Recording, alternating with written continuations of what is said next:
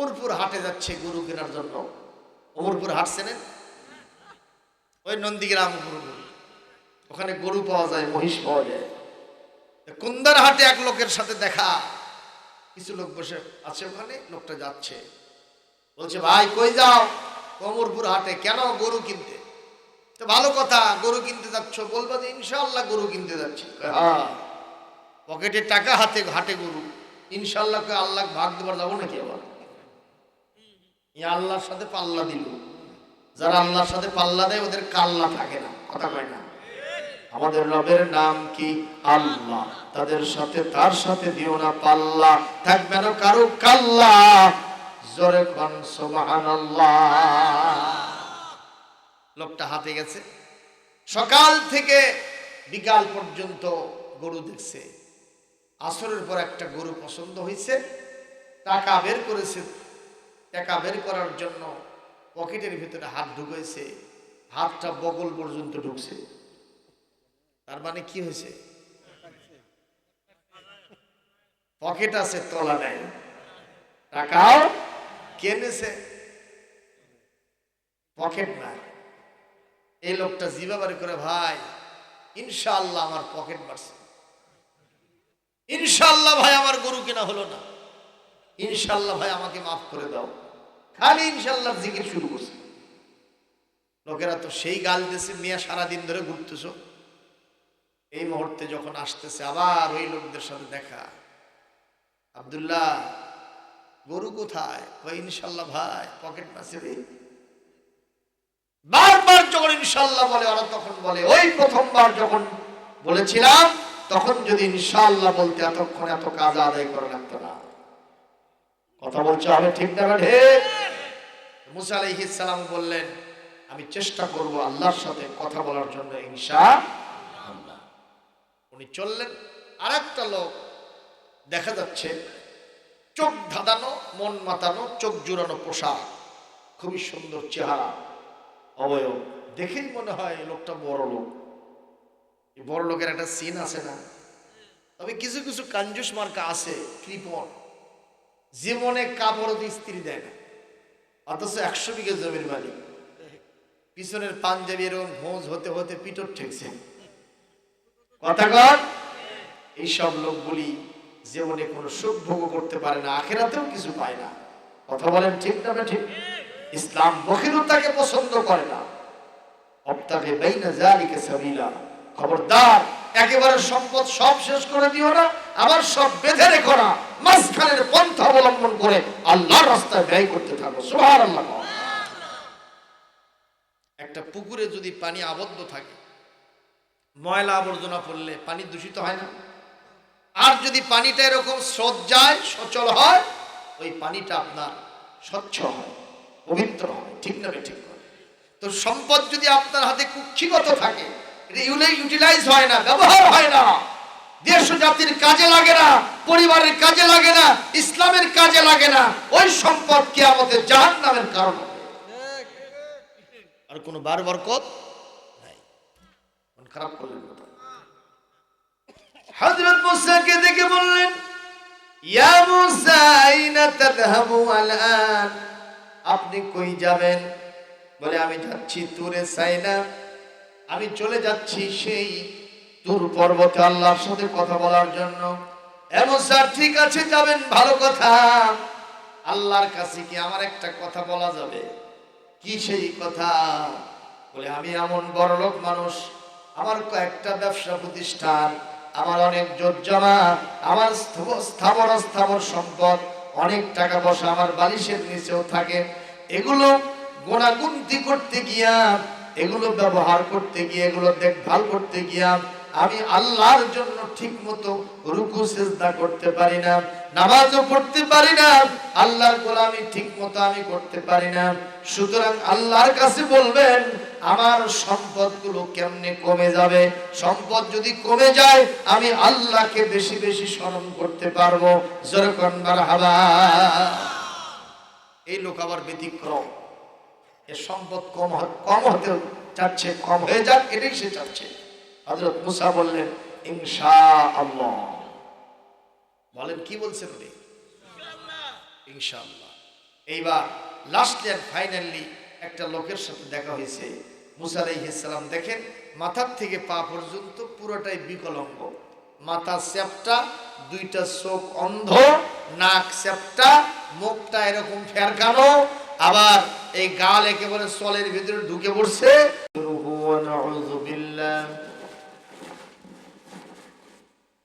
ونعوذ بالله من شرور أنفسنا ومن سيئات أعمالنا من يهده الله فلا مضل له ومن يضلل فلا هادي له ونشهد أن لا إله إلا الله وحده لا شريك له ونشهد أن سيدنا وحبيبنا ومولانا محمدا عبده ورسوله الذي هدانا إلى دار السلام ونصح الأمم وبلغ الرسالة وأدى الأمانة الذي أرسله بالحق بشيرا ونذيرا وداعيا إلى الله بإذنه وسراجا منيرا فقد قال الله تعالى في كلامه المجيد وفرقانه الحميد أعوذ بالله من الشيطان الرجيم بسم الله الرحمن الرحيم وما كان لمؤمن ولا مؤمنة إذا قضى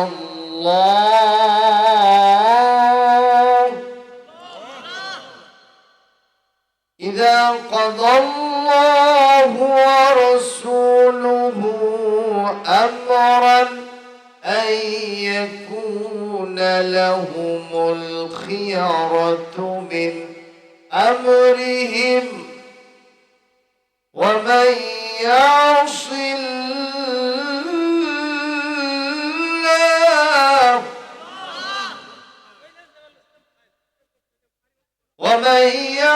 الله ورسوله فقد ضل ضلالا مبينا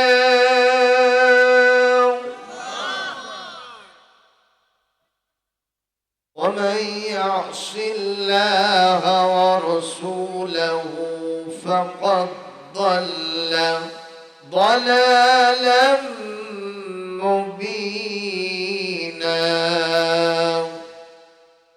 صدق الله العظيم.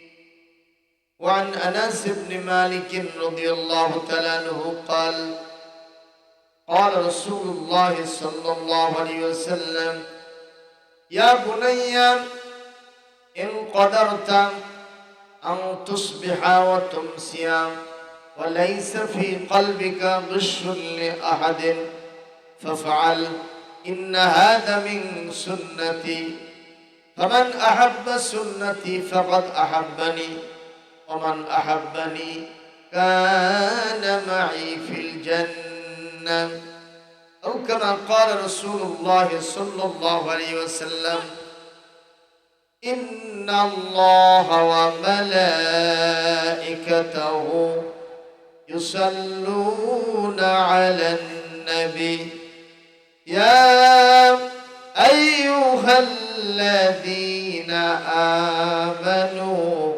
صلوا عليه وسلموا تسليما اللهم صل على مولانا محمد وعلى آل سيدنا شافعنا मुझे कुछ मिले या न मिले मोहम्मद मिले यानियों से जिसे अल्लाह मिले अल्लाहुम्मा सल्ली अला मौलाना मुहम्मद वअला आलि सय्यिदिना हबीबिना मुहम्मद हे रसूल तुम्हारी জন্য মন কাঁদে আখি কাঁদে ভুবন কাঁদে শুধু বেদনা হৃদয়ে সে বাসা বাঁধে বলেন তোমারই জন্য মন কাঁদে আখি কাঁদে ভুবন কাঁদে শুধু বেদনা হৃদয়ে সে বাসা বাঁধে আল্লাহুম্মা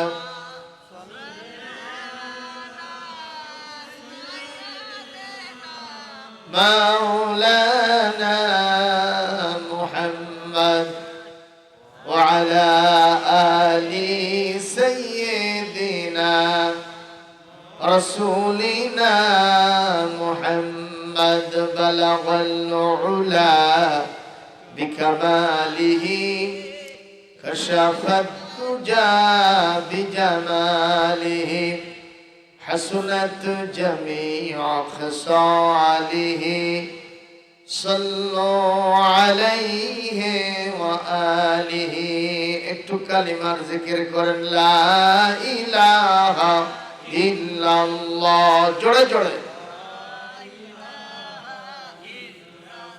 মহব্বতের সাথে পড়েন লা ইলাহা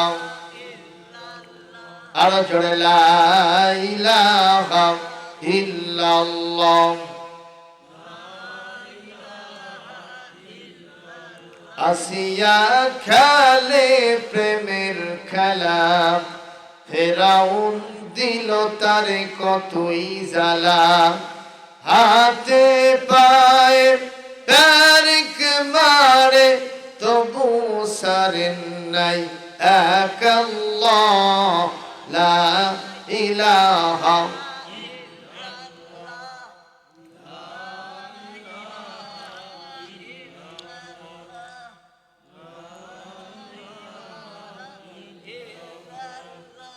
لا إله إلا الله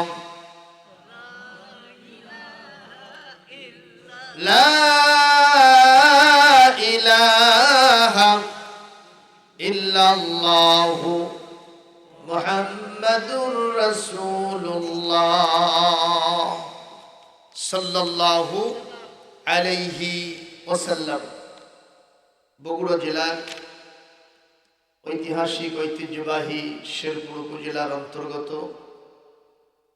আমাদের এই ঐতিহাসিক গ্রাম ভাতাড়িয়া জামে মসজিদের উন্নয়নকল্পে আয়োজিত আজকের ইসলামের সভা বিজয়ের মাস ডিসেম্বরের ৮ তারিখ অগ্রহায়ণ মাসের ২৩ তারিখ রোজ সোমবার ইয়াউমুল ইসনাইন বাদ আসর থেকে মসজিদ প্রাঙ্গণে মাহফিলের কার্যক্রম শুরু হয়েছে। বাদ আসর থেকে মাগরিব পর্যন্ত আমাদের ছোট্ট ছোট্ট সোনামণিরা কোরআন তেলাওয়াত, ইসলামী সঙ্গীত, হামদ এবং নাত পরিবেশনার মাধ্যমে এই এলাকাবাসীকে জানান দিচ্ছিল এখানে একটি ইসলামী মাজমা হবে। বাদ আল মাগরিব থেকে এই মুহূর্ত পর্যন্ত হাজারাত উলামায়ে কেরাম প্রামাণ্য আলোচনা উপস্থাপন করে আমাদেরকে ধন্য করেছেন। এখন মাহফিলের সমাপনী অধিবেশন মঞ্চ ভূমিষ্ঠ মুহতারাম সাহেবে সদর জনাব সভাপতি, আপনাদের এই খামারকান্দি ইউনিয়নের বিএনপির সম্মানিত সভাপতি আমাদের ভাই জনাব মোহাম্মদ কায়কোবাদ, আমরা তাকে শুভেচ্ছা জ্ঞাপন করছি। সহসভাপতিগণ, সর্বজনাব শহীদ আলী সভাপতি অত্র জামে মসজিদ, মাওলানা আমিরুল ইসলাম অত্র জামে মসজিদের সম্মানিত খতিব মোহাম্মদ আফসার আলী, মোহাম্মদ নায়েব আলী, সমাজসেবক, এই গ্রামের কৃতি সন্তান, আমরা তাদের শুভেচ্ছা জানাই। মাহফিলের প্রধান অতিথি বাংলাদেশ জামাত ইসলামী শেরপুর উপজেলা শাখার সম্মানিত আমির এবং জামাত মনোনীত শেরপুর ধরট বগুড়া 5 আসনের এমপি নমিনি জনাব আলহাজ মোহাম্মদ মৌলানা দবিবুর রহমান সাহেব দামাত বরকাতুহুম, উনি সম্ভবত ব্যস্ততার কারণে আসতে পারেন নাই, আমরা তাকে শুভেচ্ছা জানাই। বরেণ্য অতিথির ভিতরে কিছুক্ষণ পূর্বে যিনি বক্তব্য রাখলেন আপনাদের ইউনিয়নের সাবেক চেয়ারম্যান হযরত মাওলানা মোহাম্মদ আব্দুল মতিন, সাবেক চেয়ারম্যান আপনাদের ইউনিয়ন পরিষদ, আমরা তাকে শুভেচ্ছা জ্ঞাপন করছি। আর কেউ আছে অতিথির ভিতরে যারা আছেন, আমি শ্রদ্ধার সাথে সবাইকে স্মরণ করছি। বরেণ্য বিশেষ এবং আমন্ত্রিত অতিথি মণ্ডলী, হযরত উলামায়ে কেরাম, বিশেষ করে আজকের যারা বক্তা, আমাদের হায়দার ভাই আসেন নাই, তাই তো? ওনার অ্যাবসেন্সে যিনি এসেছিলেন তার নাম কি? হযরত মাওলানা আব্দুল হামিদ সাহেব তারাশি, তাই তো? উনি খুব ভালো আলোচনা রেখেছেন। একজন মায়াবী কণ্ঠের অধিকারী, মোটামুটি একজন ওয়াইজ এবং একজন সুন্দর কাহিনী বলনেওয়ালা হিসেবে আমরা তাকে চিহ্নিত করতে পারি। খুব ভালো লাগছিল, আমি শুনছিলাম বসে বসে। আমাদের তারাশি সাহেবকে আমরা ধন্যবাদ জানাই। কথা বলেন ঠিক কিনা? আল্লাহ তাকে কবুল করে নেন। বক্তব্য রেখেছেন আপনাদের গ্রামের কৃতি সন্তান, আমার খুব কাছের মানুষ, হযরত মাওলানা ফজল আলী জিহাদি সাহেব দামাত বরকাতুহুম, সহকারী শিক্ষক আমিন দাখিল মাদ্রাসা। আল্লাহ পাক ভাইকে কোরআনের এই মঞ্চে আরো বেশি করে কবুল করুন। আজকে যখন 10টার সময় উনি ফোন দিয়েছেন, বলছে ভাই আমি ফজর আলী বলছি। আমি বললাম ভাই আজকে কি ফজর নামাজ পড়ছে?